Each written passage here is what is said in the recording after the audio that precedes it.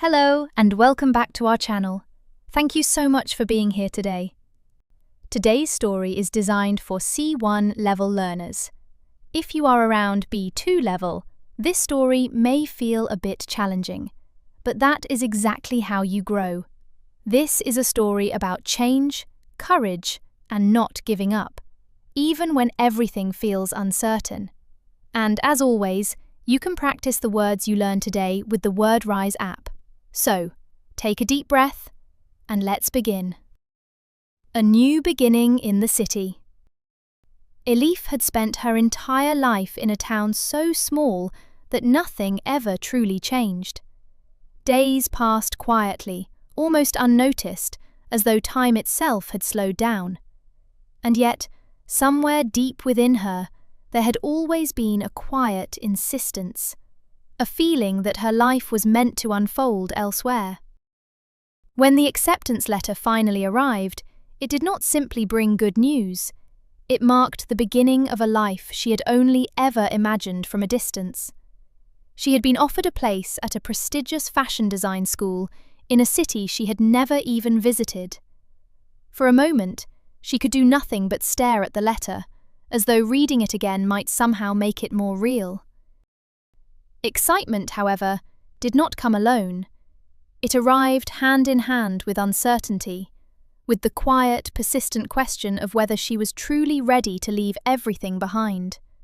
For the first time in her life, comfort would no longer be guaranteed. The city, when she finally arrived, did not welcome her gently. It overwhelmed her, not only because of its size, but because of its indifference. No one noticed her. No one slowed down. It was as if she had stepped into a world that had already begun without her. At night, the silence in her small flat felt unfamiliar in a way she could not quite explain. It was not the comforting silence she had known back home, but something colder, something that reminded her of everything she had left behind. University life proved to be far more demanding than she had anticipated. The expectations were unspoken, yet unmistakable. Everyone seemed to move with purpose, as though they already belonged. Elif, on the other hand, felt as though she were constantly trying to catch up. As the days passed, doubt began to settle in.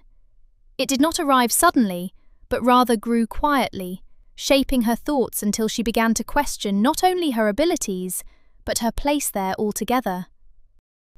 There were evenings when she found herself sitting by the window, watching a city that still did not feel like hers, wondering whether returning home might be the easier choice. And then, unexpectedly, something shifted. Her parents came to visit. For a brief moment, the unfamiliar became familiar again. Laughter returned, warmth returned, and with them came something she had not realized she had been losing: her sense of direction.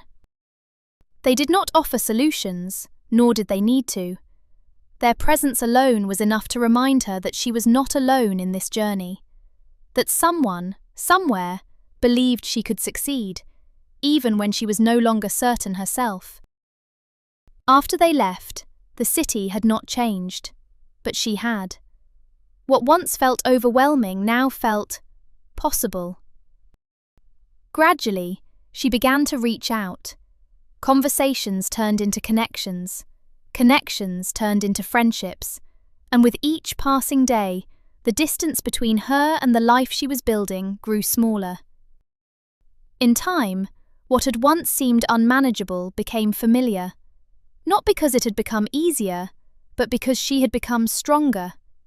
And somewhere along the way, without even noticing, Elif stopped trying to escape the city and started becoming a part of it.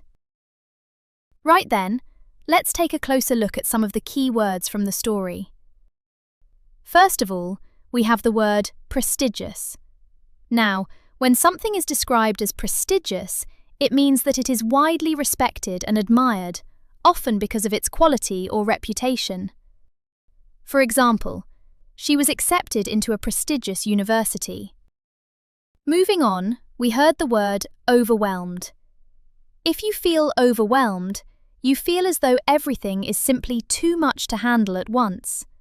For example, he felt overwhelmed by the fast pace of the city.